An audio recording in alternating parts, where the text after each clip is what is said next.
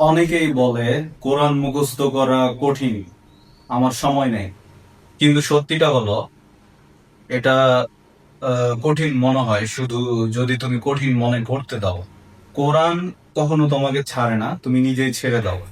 প্রতিটা আয়াত তুমি মুখস্থ করো, এটা তোমার হৃদয়ের এক একটা আলো, নূর। সবকিছু হারিয়ে গেলেও এটি তোমার সঙ্গে থেকে যাবে।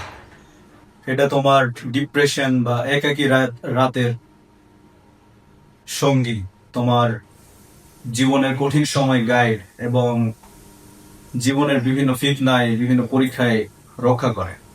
ঘন্টার পর ঘন্টা সময় লাগবে না, শুধু কিছু মিনিট আন্তরিকতার সহিত। আজকে মুখস্থ করা একটি মাত্র আয়াত তোমার তোমার আগামীকাল বদলে দিতে পারে।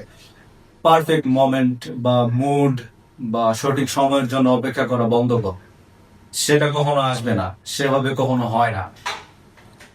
আজকে একটি ছোট পদক্ষেপ নাও, একটা স্টেপ নাও। তো তোমার কোরআন হলো একটা আয়াত বেছে নাও, আর সেটা রিপিট করো যতক্ষণ না সেটা মনে থাকে। তোমার হৃদয় সেটা মনে রাখবে, যদিও মন ভুলে যায়। কোরআন ধৈর্যশীল, এটি তোমার ফিরে আসার জন্য অপেক্ষা করে বারবার। কখনো ভুলে যেতে পারো, সমস্যা নেই। মূল বিষয় হচ্ছে ফিরে আসা। যা জানা আছে তা রিভাইজ করো, পুনরাবৃত্তি করো। আর যা আছে নতুন করে অ্যাড করো, নতুন কোনো আয়াত। নিয়মিত মুখস্থ করা তাড়াতাড়ি মুখস্থ করার থেকে বেটার। প্রতিদিন একটা করে আয়াত মুখস্থ করা মাসে একবার 10টা আয়াত মুখস্থ করার থেকে ভালো। এরকম ছোট ছোট চেষ্টা একটা চেইন তৈরি করে, যেটা ভাঙ্গা অসম্ভব।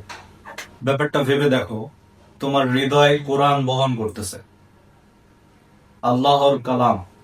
এই কোরআনের বাণী তোমাকে ভয়ের সময় সান্ত্বনা দিচ্ছে, বিভিন্ন ফিতনা, বিভিন্ন বিভ্রান্তিমূলক সময়ে তোমাকে পথ দেখাচ্ছে, গাইড করতেছে। এটা শুধুমাত্র মুখস্থ করা নয়, এটা আজীবনের বন্ধুত্ব। প্রতিটা আয়াত তুমি মুখস্থ করো, এটা এমন ধন, এমন সম্পদ, যেটা কেউ তোমার থেকে কখনো নিতে পারবে না, দুনিয়াতেও না, আখিরাতেও। সো অপেক্ষা করো না, নিজেকে নিয়ে সন্দেহ করো না।